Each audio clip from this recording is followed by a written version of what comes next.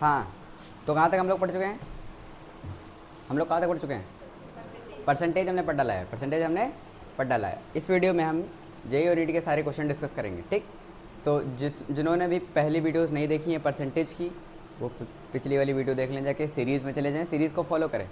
मोल concept की video नहीं देखी है, मोल कंसेप्ट की वीडियो देखें, उसके बाद उसके क्वेश्चंस देखें। जेईई और नीट के सारे क्वेश्चन हमने मोल कंसेप्ट में कवर करें, ठीक है। तो आज हम परसेंटेज, जो दूसरी प्रोफाइल है हमारी परसेंटेज, उसके सारे क्वेश्चन जेईई और नीट के जितने भी क्वेश्चन हम डिस्कस करेंगे, ठीक।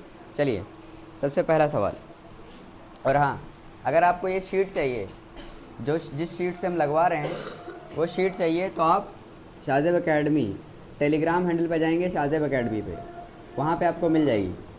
और अगर वहाँ ना मिले, मतलब वहाँ से भी आप कर सकते हैं, या इस वीडियो के डिस्क्रिप्शन में आप जाएंगे, वहाँ से डाउनलोड कर सकते हैं, ठीक। दूसरा, अगर आप पर्सनली मेंटरशिप चाहते हैं तो 399362044142 पे कॉल करें, ठीक। मेरा पर्सनल नंबर है, कोई प्रॉब्लम हो तो फ़ोन करें, ठीक है। चलिए, सबसे पहला सवाल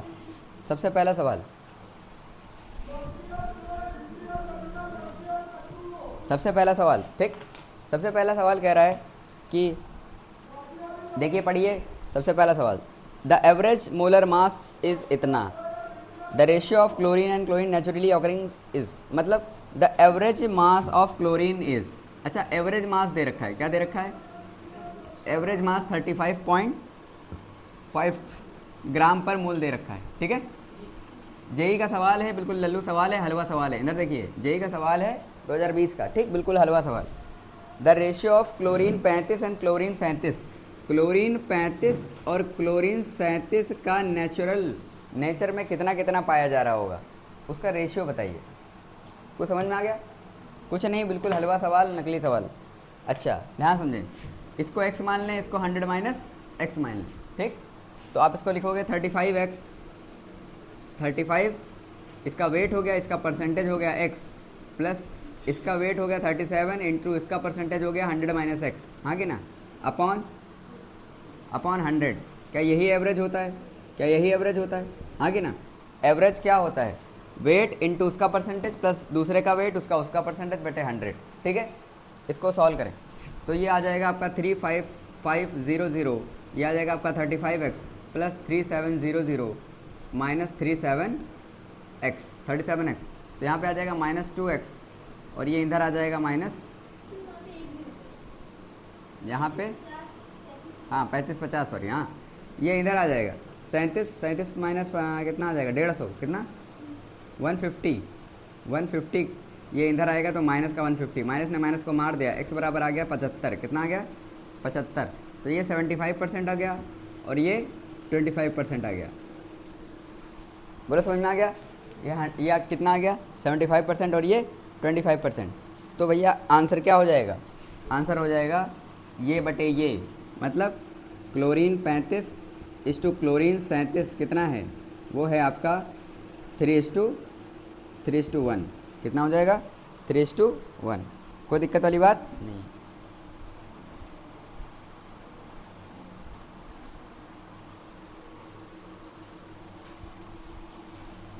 ठीक, आगे ना,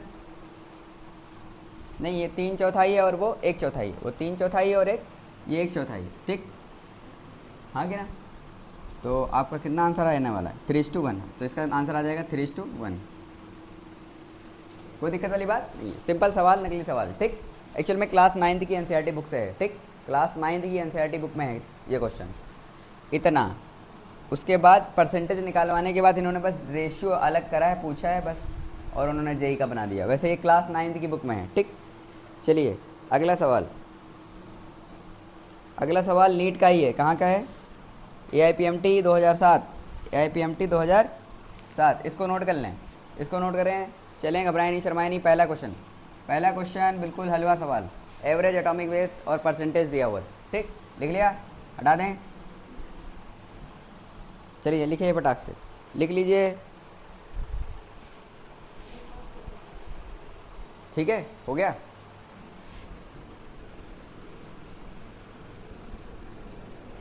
इधर देखिए, दूसरा आपको 90%, 8.0%, और 2%। ये दे रखा है आपको, एक एलिमेंट आपको दे रखा है जिसका आइसोटोप दे रखे हैं। क्या दे रखे हैं? 199, 200 एंड 202। तो एक आइसोटोप दे रखा है, आइसोटोप दे रखे हैं सारे, ठीक। अब हमसे कह रहे हैं इनका एवरेज बताइए, तो कोई मसला नहीं है, weight into percentage, weight into percentage, weight into percentage by 100, हाँ कि ना, कोई सिंपल वाली बात नहीं है। मतलब देखिए एवरेज कोई घबराने वाली बात नहीं है। 200 into 90 plus 199 into 8 plus 202 into 2 by 100। समझ में आ रहा है कि नहीं? एक का वेट, एक का वेट, एक का वेट उसका परसेंटेज, दूसरे का वेट उसका परसेंटेज, प्लस तीसरे का वेट उसका परसेंटेज। अरे समझ में आ रहा है कि नहीं? हाँ कि ना? चलिए यहाँ तक हमको समझ में आ गया। तो ये हो गया 9 दूनी 18, 18,000 कितना हो गया? 18,000, ठीक। और ये कितना आएगा? 8 9 72, 8 9 72, 72 और 7 79, 9 8 1 8 7 15, 15 92, 1592, ठीक है। अरे ये कितना आ जाएगा आपका? 18,000, और ये आ गया 404, 404, हाँ कि ना, बटे 100। अब इसको जोड़ डालिए, जोड़ डालिए, चलिए। तो 4 2 6 और 9 9, फिर उसके बाद 5 4 9, 5 4 9 और 8 8 1 9, ठीक। फिर उसके बाद 1 1 2 नहीं 1 कितना अपॉन 100। तो ये आंसर आ जाएगा 199.96, 199। हाँ, a compound is saturated a cyclic, cyclic भी नहीं है और सैचुरेटेड है, साइक्लिक नहीं है और सैचुरेटेड है, ठीक। तो अगर आपको 3 हाइड्रोजन जोड़ने हैं, एक ऑक्सीजन जोड़ना है, तो कार्बन आपको बढ़ाने पड़ेंगे, कार्बन आपको बढ़ाने पड़ेंगे। तो हमने कहा चलो एक कार्बन नहीं 2 कार्बन ले लेते हैं, ठीक। तो आपको हाइड्रोजन भी बढ़ाने पड़ेंगे, 3 के दुगना करेंगे, 2 कार्बन के। अब एक कार्बन में आप डबल बॉन्ड, मतलब एक ऑक्सीजन भी लगाना चाह रहे हो, 4 हाइड्रोजन लगाना चाह रहे हो, तो ये बनेगा नहीं ना मॉलिक्यूलर फार्मूला, हाँ कि ना। क्योंकि ये चलो ठीक है, इसकी वैलेंसी कंप्लीट हो गई, लेकिन ऑक्सीजन की वैलेंसी तो कंप्लीट नहीं हुई, मतलब ये फार्मूला नहीं बन सकता है सैचुरेटेड कंपाउंड। तो ये कंपाउंड तो बन ही नहीं सकता है। इसका मतलब कंपाउंड चलो 2 वाला बना के देखते हैं, ठीक। एक कार्बन में काम नहीं चला, 2 बना लिया, 2 बनाया तो हाइड्रोजन हो गए 6, तो 1 हाइड्रोजन, 2 हाइड्रोजन, 3 हाइड्रोजन, हाँ 4 हाइड्रोजन और 5 हाइड्रोजन, हाँ कि ना, और 6 हाइड्रोजन। कितने हाइड्रोजन? 6 कितने? 6 हाइड्रोजन, ठीक है। समझ में आ रहा है कि नहीं? अच्छा, C2H6O2, फिर हमको ऑक्सीजन भी 2 करने पड़ेंगे। क्या करने पड़ेंगे? तो हमने कहा चलो ठीक है, यहाँ पे एक O कर देते हैं, H लगा देते हैं, यहाँ पे एक O कर देते हैं, H लगा देते हैं। ऐसा हो सकता है, हो सकता है, ऐसा कंपाउंड बन सकता है, ठीक। विसिनल डायॉल, समझे कि नहीं समझे? ये इथाइलिन ग्लाइकॉल है। क्या? इथाइलिन ग्लाइकॉल, समझे? तो ये कंपाउंड है, तो बन गया ऐसा। हाँ, ऐसा हो सकता है कि एक सैचुरेटेड कंपाउंड बन गया। ये थोड़ा सा नहीं समझ में आ रहा होगा, कोई दिक्कत वाली बात नहीं, क्योंकि उसने कहा है सैचुरेटेड कंपाउंड है। क्या है? सैचुरेटेड कंपाउंड है, तो हम मान के चलते हैं ये है सैचुरेटेड कंपाउंड। कार्बन एक में काम नहीं चल रहा था तो 2 करा, तो हाइड्रोजन भी दुगना करने पड़ गए, तो ऑक्सीजन भी दुगना करने पड़ गए। तो क्या कोई सैचुरेटेड कंपाउंड बन पा रहा है? C2H6। तो C2H6O2 में क्या कोई सैचुरेटेड ए साइक्लिक बन पा रहा है? सैचुरेटेड ए साइक्लिक बन पा रहा है? हाँ, सैचुरेटेड ए साइक्लिक बन जा रहा है। ये साइक्लिक भी नहीं है और सैचुरेटेड भी है। सैचुरेटेड का मतलब कहीं डबल बॉन्ड नहीं है, ठीक। तो हमारे पास मतलब असली फार्मूला ये था, C2H6O2। क्या था? तो हमने लिख लिया C2H6O2। इसका ऑक्सीजन की उपस्थिति में कंबशन कराओगे तो क्या बनेगा? क्या बनेगा? हैं? ये बनेगा CO2H2O। क्या बनेगा? अच्छा, लेकिन एक और क्वेश्चन में एक और चीज़ दे रखी है। बोला है कि उसके 2 मोल कंबशन कराने हैं। कितने कराने हैं? 2 मोल। चलो इसके 2 मोल कराते हैं, तो कार्बन हो जाएंगे 2 दूनी 4, तो यहाँ पर आ जाएगा 4। कितना आ जाएगा? हाइड्रोजन हो जाएंगे 12, तो यहाँ पर आ जाएगा 6। हाँ, अब यहाँ पे देखो, 4 2 चक्कू 8, 8 और 6, 8 से 14, कितने? 14। समझ में आ रहा है कि नहीं? अरे यार, अरे कुछ गड़बड़ तो नहीं करे? हाँ, कहाँ बिटिया? यहाँ पे 5 करना पड़ेगा। क्या करना पड़ेगा? 5, हाँ कि ना। कोई दिक्कत नहीं है। अब ध्यान समझो, इसके 2 के लिए इसका कितना लग रहा है 5, इसके 2 के लिए कितना लग रहा है 5, तो आंसर क्या आ जाएगा, कितने मोल ऑक्सीजन लग रही है 5, समझे? नहीं आया, आंसर है 5। चमका? बढ़िया सवाल, स्टैंडर्ड सवाल, भौगोलिक सवाल। 1 मिनट, इसमें 2-3 चीज़ें थी समझने वाली, सिर्फ एक कॉन्सेप्ट पे क्वेश्चन नहीं था ये, ध्यान समझे। पहले तो उन्होंने सिंपल रेशो करके ये बनवाया, फिर इसको सैचुरेटेड कंपाउंड बनवाना चाह रहे हैं। अगर सैचुरेटेड कंपाउंड बनाना है, इसका मतलब ये एक कार्बन से तो बन ही नहीं सकता, मतलब एक से ज़्यादा कार्बन है। एक से ज़्यादा कार्बन करे मतलब कार्बन जब दुगना करे तो हाइड्रोजन भी दुगना करने पड़ गए, ऑक्सीजन भी दुगना। तो हमने बनाने की कोशिश करी, क्या सैचुरेटेड कंपाउंड बन सकता है? हाँ, तो बन सकता है, इथाइलिन ग्लाइकॉल बन गया, समझे कि नहीं समझे? फिर उसके बाद उसका ऑक्सीजन की उपस्थिति में क्या कराया, कंबस्शन, तो देखा कि हाँ उसके 2 मोल में 5 मोल ऑक्सीजन चाहिए, नहीं आया। इसका 2 मोल दहन करने के लिए, कंबस्शन करने के लिए 5 मोल्स ऑफ ऑक्सीजन चाहिए, समझे कि नहीं समझे? चलें, लिख डालिए फटाक से। बढ़िया सवाल है, स्टैंडर्ड सवाल, भौगोलिक सवाल।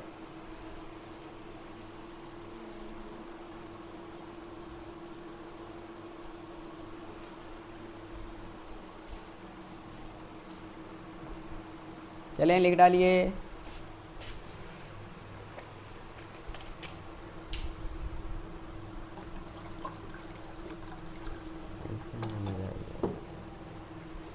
ऐसे मजा नहीं आ रहा।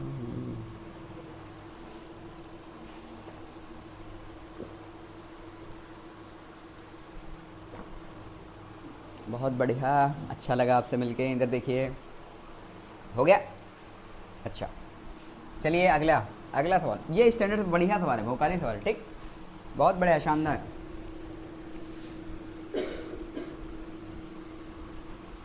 एक और चीज़, अगला कौन सा है? 11।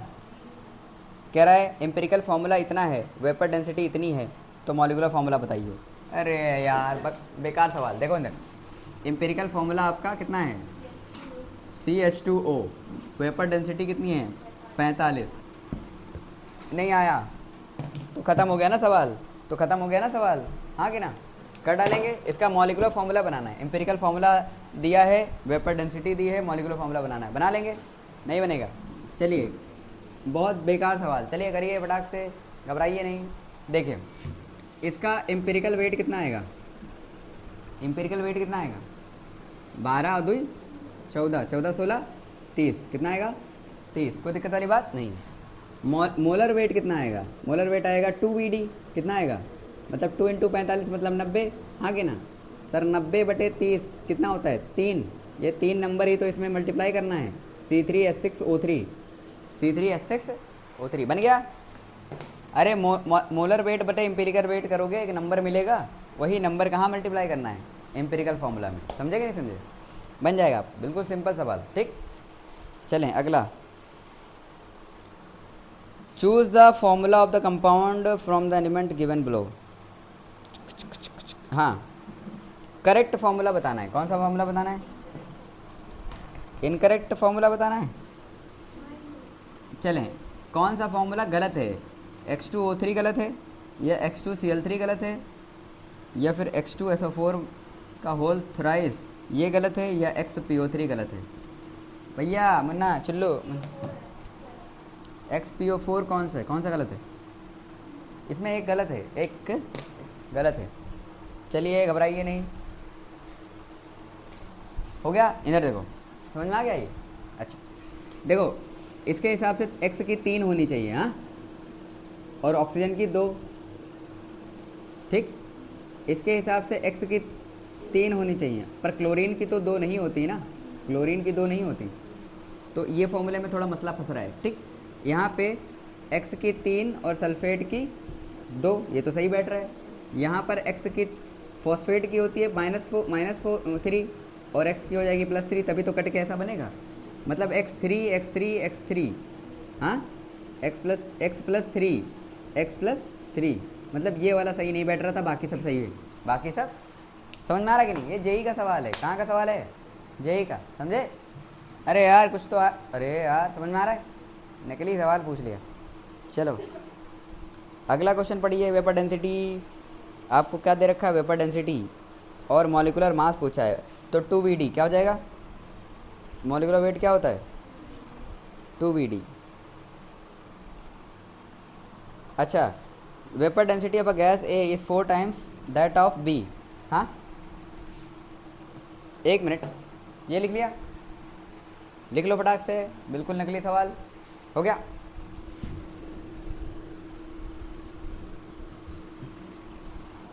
अच्छा, अगला सवाल कह रहा है, अगला सवाल भैया कह रहा है वेपर डेंसिटी ऑफ ए की वेपर डेंसिटी आपको दे रखी है। ए की वेपर डेंसिटी कितनी है? 4 टाइम्स दैट ऑफ बी, मतलब इसकी 4 है और बी की 1 है। नहीं आया? हमसे मॉलिकुलर फॉर्मूला पूछ रहे हैं। Molecular mass of A is, ठीक है, the vapour density of gas A is 4 times that of B if the molecular mass of B is M. अच्छा, इसका मॉलिकुलर मास m है, कितना है? और इसका मान लो x है, कितना है?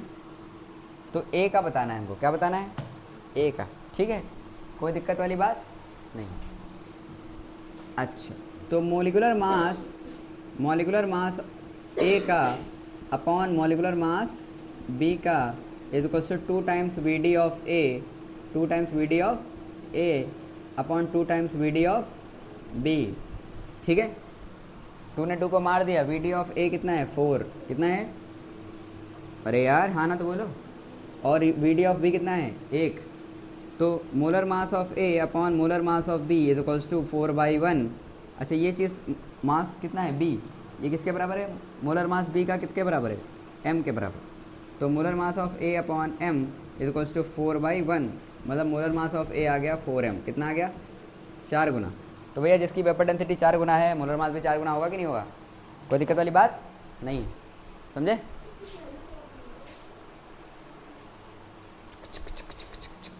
हो गया?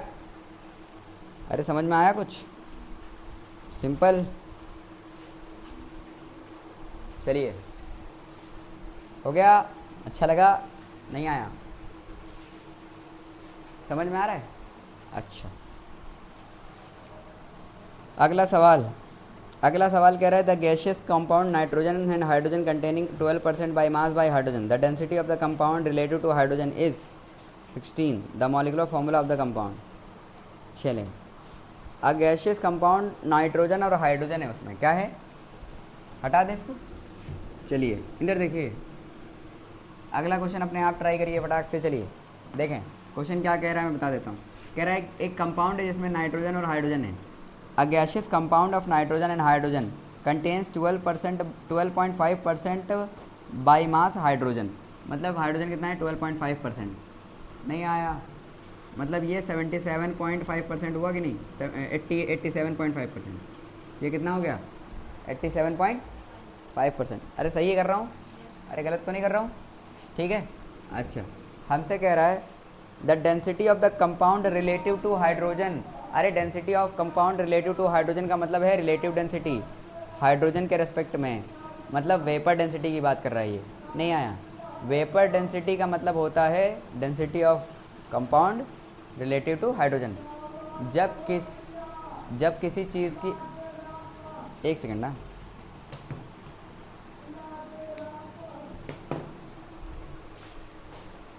पॉज कर। ठीक, आपसे कह रहा है, हाँ वो थोड़ा सा मसला इंदर। अरे समझो इस बात को, आपको क्या दे रखा है? नाइट्रोजन और हाइड्रोजन परसेंटेज दे रखा है। आपसे कह रहा है density of the compound relative to hydrogen. अगर आपसे कभी भी रिलेटिव टू हाइड्रोजन बोलेगा, मतलब क्या बोल रहा है आपसे? वेपर डेंसिटी बोल रहा है। क्या बोल रहा है? तो उसका कुछ और मतलब थोड़ी है। जब किसी चीज़ हाइड्रोजन के रिस्पेक्ट में डेंसिटी बोली जाए मतलब वेपर डेंसिटी, और पानी के रेस्पेक्ट में बोली जाए तो स्पेसिफिक ग्रेविटी। क्या? Specific gravity. ठीक है। अब कितनी बोल रही है? वेपर डेंसिटी है 16। कितनी है? तो मॉलिक्यूलर वेट हो जाएगा 2Vd। कितना हो जाएगा? मतलब 28 हो जाएगा कि नहीं हो जाएगा? हाँ, मॉलिक्यूलर वेट 28 है इसका। बहुत बढ़िया, बहुत बढ़िया, बहुत बढ़िया। इधर देखिए, मॉलिक्यूलर वेट कितना है? 28। कितना है? 28। अच्छा, मॉलिक्यूलर वेट 28 हो गया। बहुत बढ़िया, बहुत बढ़िया। 14 बोला है कि कितना बोला है? 16। कितना है? सॉरी 16 है ये। कितना है? 16 16 32। कितना हो जाएगा? 32। नहीं आया। वैसे हमें एक चीज़ बहुत अच्छे से दिख रही है ना, देखो इसका 14 होता है, 14 28, 28 और 4 32, 28 और 4 32, तो N2H4 ख़त्म। नहीं आया। N2H4 ख़त्म। नहीं आया। चमका? अरे यार हाँ ना तो बोलो। अच्छा हो तो सॉल्व करो, कोई दिक्कत वाली बात नहीं है। लो सॉल्व करो, मरो लो। देखो 87.5/14 और 12.5/1 कर सकते हैं कि नहीं कर सकते हैं? अच्छा 14 छंग 84, 14 छंग 84 कितना बचा? 35। कितना? 35। 14 14 28, हाँ गिरा 14 14 28। ये कितना आ जाएगा? 12.5। सर इसको डिवाइड करोगे, इसको भी 6.2 से और इसको भी 6.2 से, हाँ कि ना? तो ये आ जाएगा 1, ये आ जाएगा 2, ये आ जाएगा 2। तो NH2 हाँ कि ना? तो एम्पिरिकल वेट कितना आ जाएगा? 14 2 16 कितना आ जाएगा? और मोलर वेट था 32, तो दुगना है कि नहीं? तो एम्पिरिकल वेट से दुगना मोलर वेट होगा। मॉलिक्यूलर फार्मूला, एम्पिरिकल फार्मूला से दुगना मॉलिक्यूलर फार्मूला। समझ में आ रहा कि नहीं? यही 2 नंबर जो आएगा 32/16, एक नंबर मिलेगा 2, क्या मिलेगा? 2, उसी को इसमें मल्टीप्लाई कर दो, ठीक? अरे यार लो मारो इधर। 32/16 बराबर 2, ये 2 नंबर जो आया आपने molar weight by empirical weight करा है, क्या करा है? तो इसको 2 से मल्टीप्लाई करोगे तो क्या बन जाएगा? N2H4। क्या बन जाएगा? N2H4। वो तो पहले ही दिख रहा था कि नहीं? चमका कि नहीं? अरे हाँ ना तो बोलो। अच्छा आगे बढ़ते हैं, घबराइए नहीं, शर्माइए नहीं बिल्कुल, ठीक? अब ये जेई का सवाल था भाई। कहाँ का सवाल था ये? जेई का सवाल। इसमें क्या टफ है भाई? इसमें कुछ टफ है? इसमें टफ है क्या टफ है इसमें? अच्छा एक मेटल है जिसमें क्लोरीन है 55% and 10 ml of vapour at standard temperature pressure, weight is 0.57, the molecular formula of the metal chloride. तो मेटल क्लोराइड, चलें इसको पहले लिखें इसको लिख डाला? हाँ नहीं लिख पाए?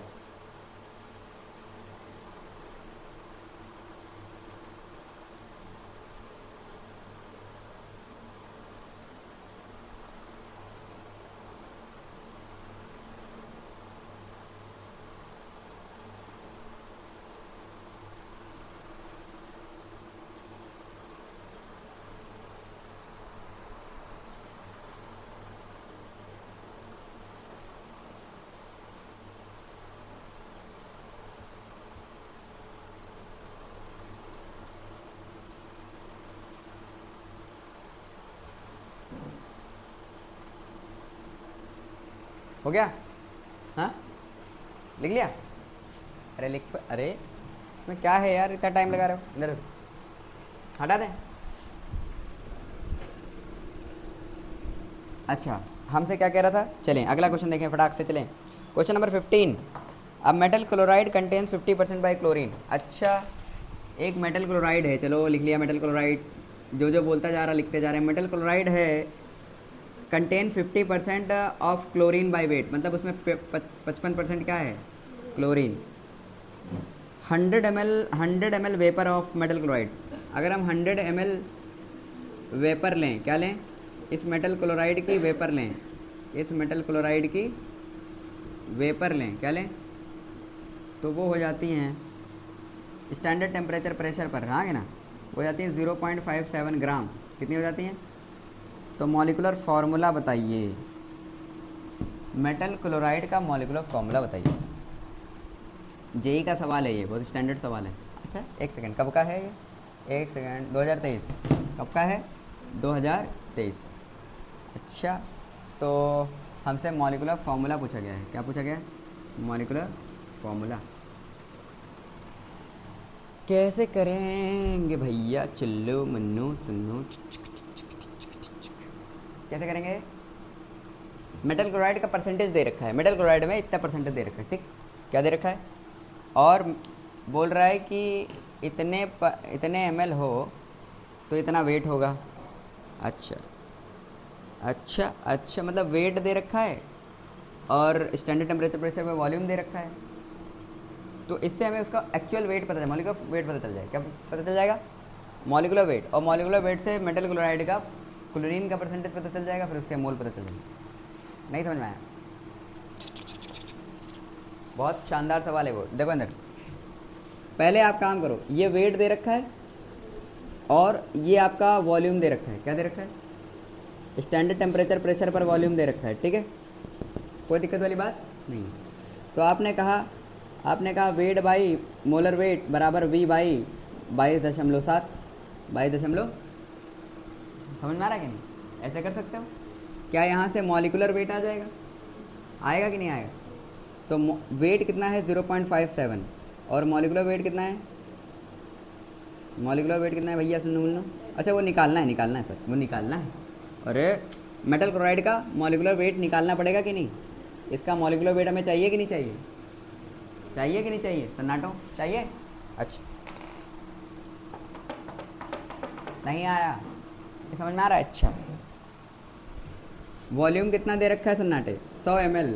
अरे यार 100 मतलब 0.01 लीटर, 0.1 लीटर, 0/22.7। नहीं आया? अरे पॉइंट ने पॉइंट को मार दिया तो ये इधर मल्टीप्लाई में चला गया, वो उधर चला गया। तो मोलर वेट कितना आ गया? 0.57। अरे यार इंटू 22.227, हाँ कि ना? इतना मोलर वेट आ गया। इसमें क्लोरीन कितना है? 55%। कितना है? टोटल वेट आ गया, मॉलिकुलर वेट आ गया हमारे, उसमें क्लोरीन कितना है? 55%। पहले बताओ, क्या यहाँ तक समझ में आया? क्या यहाँ तक समझ में आ गया? क्या निकाला पहले?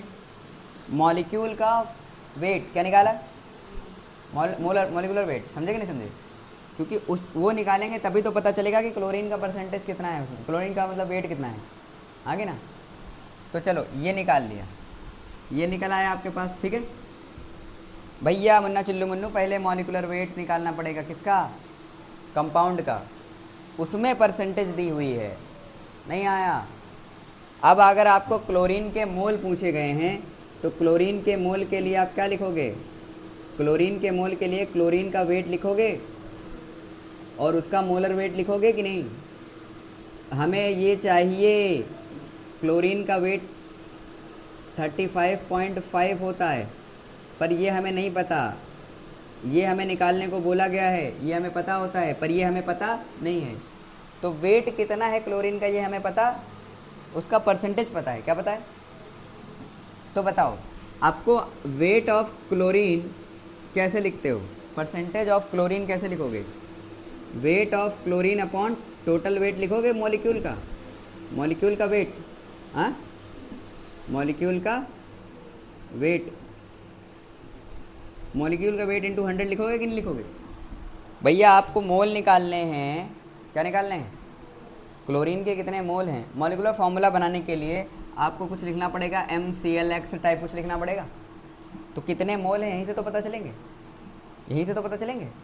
मान लो N मोल हैं इसके, कितने मोल हैं? N, तो MClN ऐसे करके, ठीक। तो कितने मोल हैं वो तो कब पता चलोगे? जब weight by molar weight. Molar weight तो पता है, वेट नहीं पता। वेट कब पता चलेगा? परसेंटेज दिया है, वेट कब पता चलेगा? वेट तब पता चलेगा जब परसेंटेज दिया हो, मॉलिकुलर वेट दिया हो।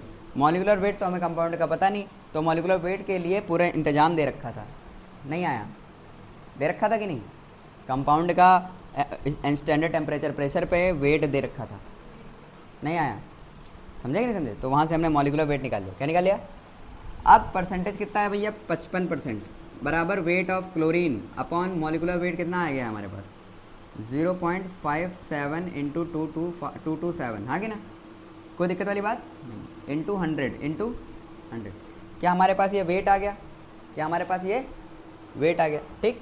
तो वेट हमारे पास कितना आ गया?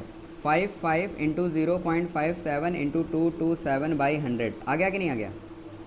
आ गया। तो सर मोल कितने आ जाएंगे? 55 इंटू 0.57 इंटू 227 अपॉन 100। तो इसको मोलर वेट से डिवाइड करो। मोलर वेट कितना होता है? 35.5। बोलो समझ में आ गया? आ गया कि नहीं आया? अब इसको डिवाइड करना पड़ेगा भैया। मन्नू चुल्लू मन्नू, डिवाइड कर लोगे? डिवाइड नहीं कर पाओगे, थोड़ा सा लंबा जाएगा ये, ठीक। तो थोड़ा सा मैं वीडियो को शॉर्ट करने के लिए इसको कैलकुलेट कर लेता हूँ कैलकुलेटर से, ठीक, समझे? सॉरी फॉर यूजिंग कैलकुलेटर, ठीक। इधर देखिए, घबराइए नहीं, शर्माइए नहीं बिल्कुल। 55 इंटू 0.57 इंटू 227 डिवाइडेड बाई, तो ये बेसिकली इसको मल्टीप्लाई करने पर आ रहा है 7116। कितना आ रहा है? 7116, हाँ कि ना? और नीचे आ रहा है 100 इंटू 35.5। नहीं आया, अब मर गए। ये कितना 71.16 आ रहा है, 71.16, हाँ 35.5, ये दो बार मरेगा कि नहीं? तो आंसर आ गया MCl2। कितना आ गया? बहुत स्टैंडर्ड सवाल, बहुकाली सवाल, मज़ेदार सवाल। ये था असली सवाल, नहीं आया। पहले आपसे मोल देखो, मॉलिकुलर फार्मूला पूछा है। क्या पूछा है? तो आपको पैटर्न समझो पहले। क्या मॉलिकुलर फार्मूला पूछा है तो एलिमेंट के मोल चाहिए कि नहीं चाहिए? मोल ऑफ एलिमेंट चाहिए। क्या चाहिए? मोल्स ऑफ एलिमेंट चाहिए। हर एक एलिमेंट का कितने कितने मोल हैं, और मोल के लिए अगर परसेंट वेट चाहिए। क्या चाहिए? मोल के लिए क्या चाहिए? एलिमेंट का वेट। और वेट परसेंटेज से कैसे लाओगे? उसके परसेंटेज से वहाँ तक कैसे जाओगे? परसेंटेज दिया है, इसका वेट निकालोगे तभी तो इसका मोल आएगा। इसका मोल आएगा तब इसको मॉलिक्यूलर फार्मूला में रखोगे। नहीं आया, समझे कि नहीं समझे? तो परसेंटेज से वेट कैसे निकालते हैं? परसेंटेज से वेट कैसे निकालते हो सन्नाटो? Weight by total weight into 100, हाँ यही तो उसका परसेंटेज होता है। Percentage of element, percentage of element यही तो होता है। यहाँ से यहाँ, यहाँ से यहाँ, यहाँ से यहाँ। अब टोटल वेट भी नहीं पता था, मॉलिक्यूल का टोटल वेट भी, तो वो हमने ऐसे निकाला। इसीलिए देखो इस क्वेश्चन के अंदर अपने आप में 4 क्वेश्चन है। समझ में आ रहा है कि नहीं? एक तो मॉलिक्यूलर फार्मूला, उसके बाद मोल, फिर उसके बाद ये निकालना, ठीक, उसके बाद परसेंटेज खेलना, ठीक है। अरे यार 3-4 सवाल है अपने आप में, ठीक। और ऊपर से भयानक कैलकुलेशन, समझ में आ रहा है? कुछ कोई दिक्कत वाली बात नहीं है, ठीक। चलिए ये लिख लीजिए, मैं कह रहा हूँ ये ज़रूर सवाल अपनी कॉपी में आपके होना चाहिए कि कहाँ से कहाँ हम गए हैं, ठीक। कहाँ से कहाँ गए हैं हमें पता होना चाहिए, ठीक। समझ में आ रहा है? कुछ नहीं आ रहा है? बहुत बढ़िया, घबरा गए, शर्मा गए, एक अच्छा क्वेश्चन देखा, आंखें बाहर आ गई, बहुत बढ़िया। आ गए बाहर? नहीं आए? एक अच्छा सवाल कराओ, तोते उड़ गए तोते। चलिए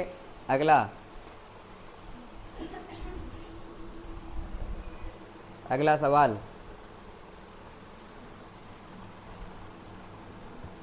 अब आपको एक पैटर्न समझ में आ गया। क्या पैटर्न समझ में आ गया? मॉलिक्यूलर फार्मूला के लिए क्या चाहिए आपको? एलिमेंट के मोल्स। क्या चाहिए?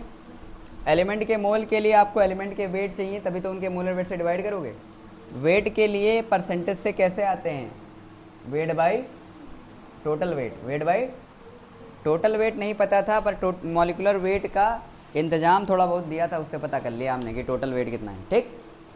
नहीं आया? अरे ये वाला फॉर्मूला होता है ना, n बराबर n/Na, हाँ, equals to weight by molar weight होता है। तो ये दोनों बराबर कर दिए बस, हाँ कि ना? ये दोनों बराबर कर दिए, ठीक। समझे कि नहीं समझे? हाँ कि ना? अब ये किताबों में भारी भरकम सवाल लगता है, ठीक, भारी भरकम, तो बहुत सारा सवाल, क्योंकि उन देखो किताबों में क्या है कि बच्चे को पूरा एक्सप्लेन करके बताना पड़ता है कि हमने पहले ये निकाला, सिंस दिस, देयरफॉर दिस, हाँ कि ना? ऐसा करके तो लंबा हो जाता है बहुत, ठीक। समझा कि नहीं समझा? और अभी तो ऐसा तुमने पढ़ लिया, हाँ कि ना? महीना 2 महीना बाद तुमको कह रहे ये क्या निकाल डाला, ठीक। इसलिए किताबों में सवाल लगता है कि लंबा है, पर वो सीक्वेंस में होता है कि नहीं होता? चलिए अगला सवाल देख लीजिए, घबराइए नहीं बिल्कुल भी, ठीक है, घबराइए नहीं। परसेंटेज कंपोजिशन के सवाल शुरू हो गए। किसके?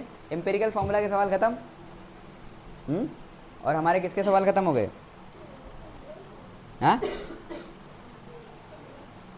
हाँ, तो ऑलमोस्ट हमने कितने क्वेश्चन कर डाले हैं अभी तक? 15 क्वेश्चन कर डाले हैं, 15 बाकी हैं। कितने बाकी हैं? 15 क्वेश्चन बाकी हैं। तो 15 हम अगली वीडियो में करेंगे, ठीक। 15 हम अगली वीडियो में करेंगे, ठीक। यहाँ से परसेंटेज, अच्छा परसेंटेज कंपोजिशन के जो सवाल हैं वो हैं स्टैंडर्ड सवाल, समझे कि नहीं समझे? वो यही, और ये देखो जैसे ये था, हाँ कि ना? उसी लेवल के सवाल हैं वो, स्टैंडर्ड बढ़िया भौकाली सवाल जेई के, समझे कि नहीं समझे, हाँ कि ना। तो अगर आपको अच्छा लग रहा है ये चैनल, अच्छा लगता है आपको, आपको कुछ सीखने को मिला, आपको लगा कि हाँ यहाँ पर आने के बाद हमने कुछ सीखा है, तो इसको शेयर करें, ठीक है, सब्सक्राइब करें और लाइक भी करें। और जो भी आपको क्वेरीज़ हैं वो कमेंट बॉक्स में डाल दें। आपको अगर हमारे ट्विटर हैंडल पे जाना है वहाँ जाकर टेलीग्राम हैंडल पे जाएं, नंबर आपको शुरुआत में ही वीडियो के दे दिया था।